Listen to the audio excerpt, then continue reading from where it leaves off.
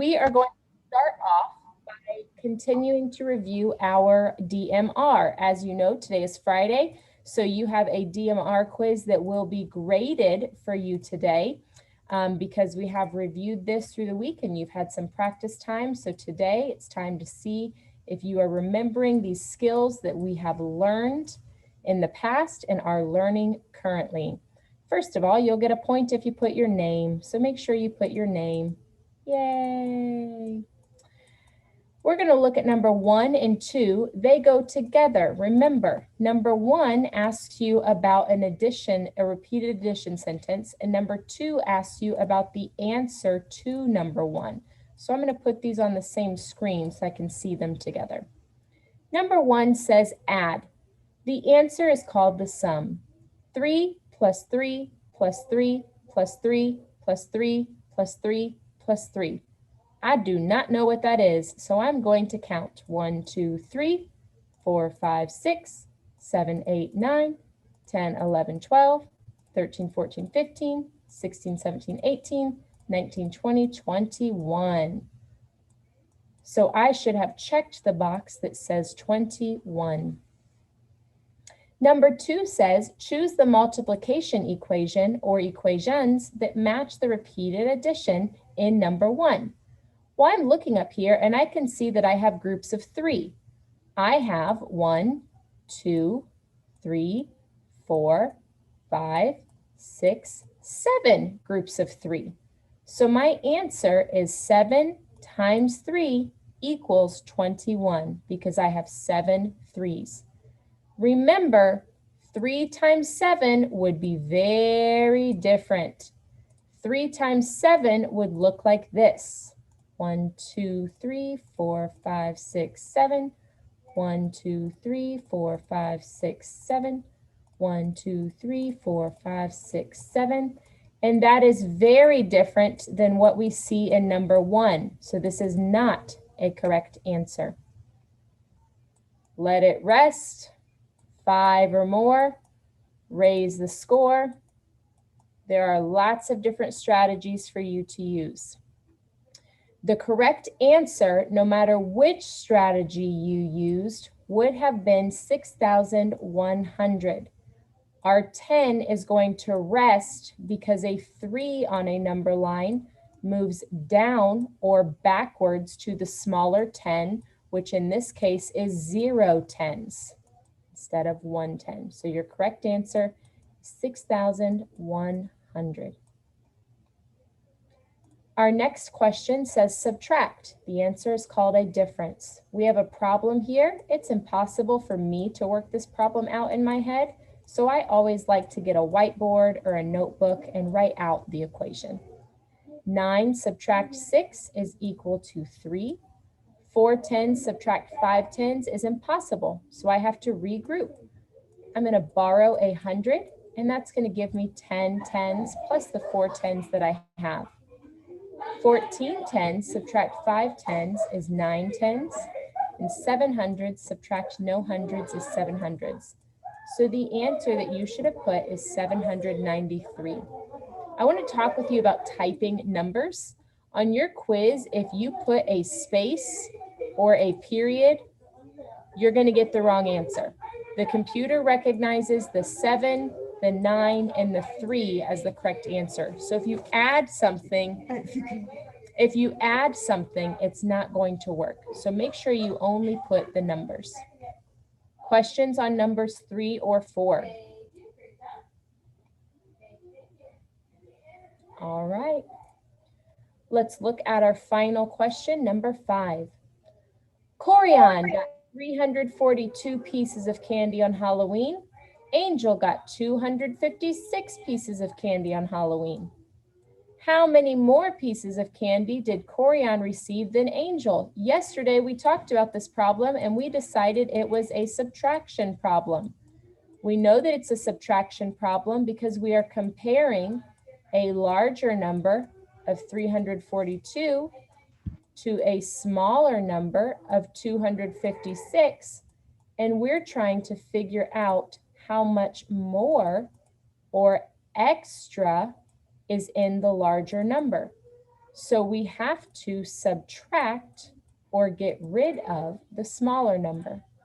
So this would look like this.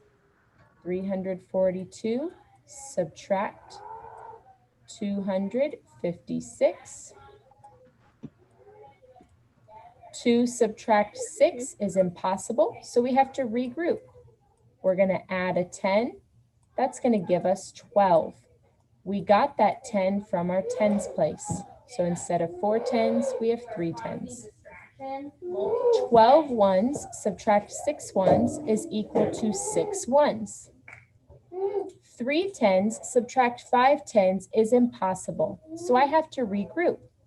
I'm going to borrow 100 from my 300, so there's only going to be 2.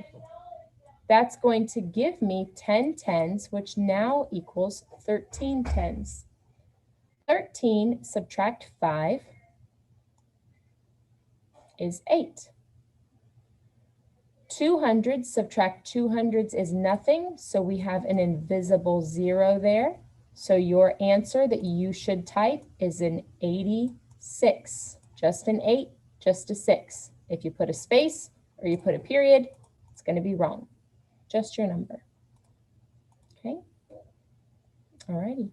Your graded DMR will be released to you today at 12 o'clock. At 12 o'clock, you will receive a Seesaw assignment. And remember, on Fridays, your work is for a grade. So I will be grading your work on that time. Okay? All right. Let's move on to finishing our 3-act task. Woohoo! Yesterday, we started our 3-act task on Seesaw, but we did not have time to finish it. So right now, we're going to work on finishing it. Please go to your activities on Seesaw. You'll need to scroll down to the same 3-act task that we did yesterday. Oh man, I had 6 people turn it in. I'm going to have to give it back to them or they're not going to be able to finish it. So allow me to send this back to some friends while you are pulling up yours. You are going to click on your response and click Finish Response. It's an orange box and it will say Finish Response.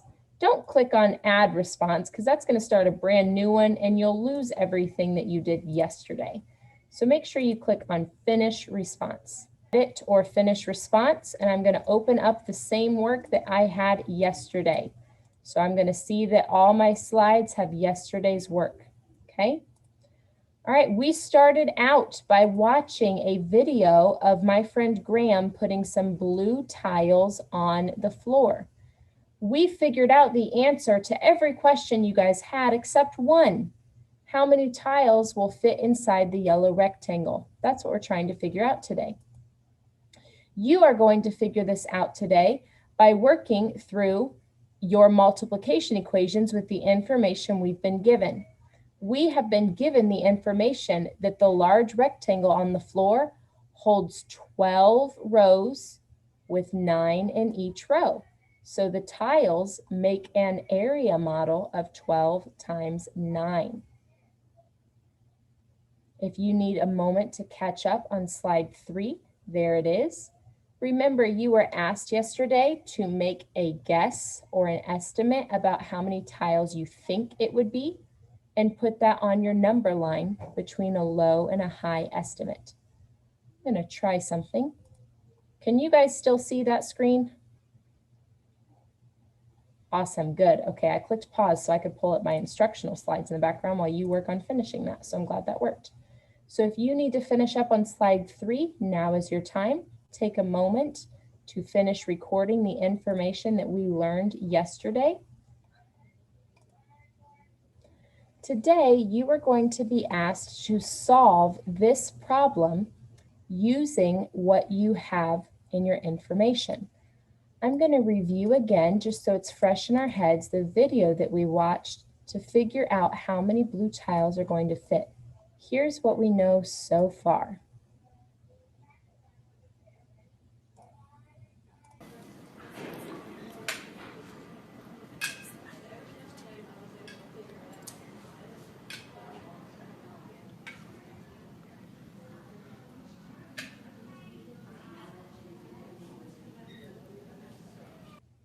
All right.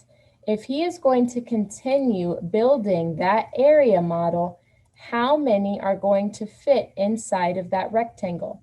So you're going to take this information and you're going to begin to attempt to solve on slide 4. So let's go to slide 4.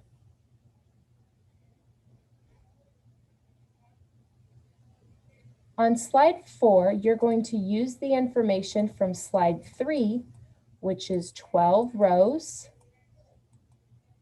with 9 in each row. And you're going to attempt to solve the problem here. Down here, you're going to put the answer. How many tiles will fit according to your math equation, according to what you figure out? I'm going to challenge you to do this in any way that you think is best. Remember, you were asked to think about which type of multiplication strategy is best. So is it equal size groups? Is it arrays? Is it an area model? Is it using a number line? You're going to solve any way you would like, okay? I'm going to give you about 2 minutes to start, and then I'm going to put you into some breakout rooms to have some conversation about what you're thinking so far. So start solving this problem any way you'd like, using your drawing tools, your shapes tools, your label tool, anything at all. Start solving, and then you're going to share in a breakout room for 2 minutes and finish solving, okay? If you already have worked on this and have an answer, please do not share it with us yet. Give everybody an opportunity to get their own idea, okay? All right, begin working for about 2 minutes, and as you're doing that, I'm going to set up some breakout rooms.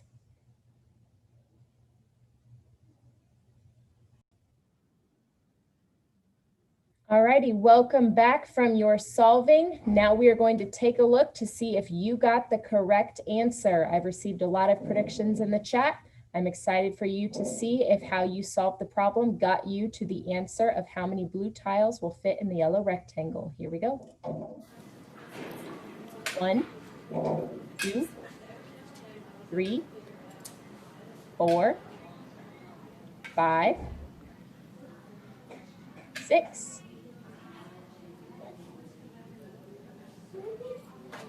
7, 8, 9, 10, 11, 12, 13, 14, 15, 16, 17.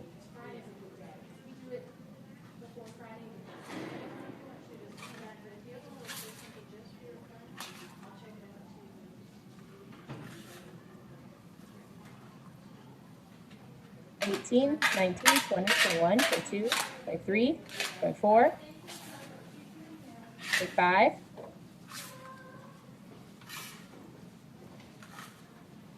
26, 27, 28, 29, 30, 31, 32, 33, 34, 35, 36,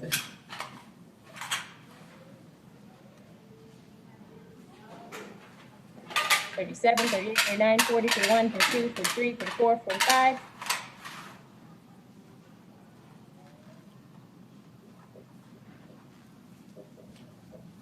46, 47, 48, 49, 50, 51, 52, 53, 54,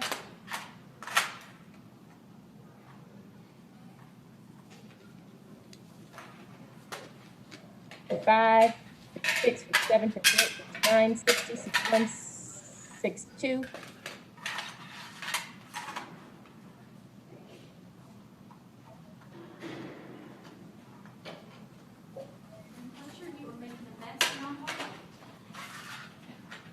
63, 64, 65, 66, 67, 68, 69, 70, 71, 72,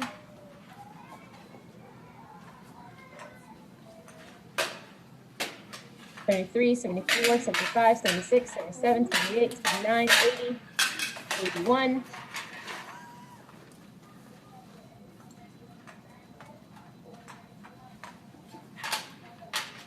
82, 83, 84, 85, 86, 87, 88, 89, 90, 91, 92, 93, 94, 95, 96, 97, 98, 99,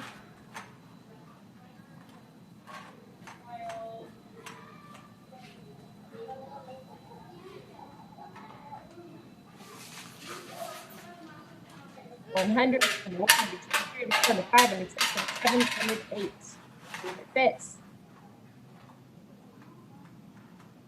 108. There you have it, ladies and gentlemen. 108 blue tiles fit inside of the yellow rectangle. For further proof, we have a multiplication representation here of an area model with 12 rows and 9 in each row.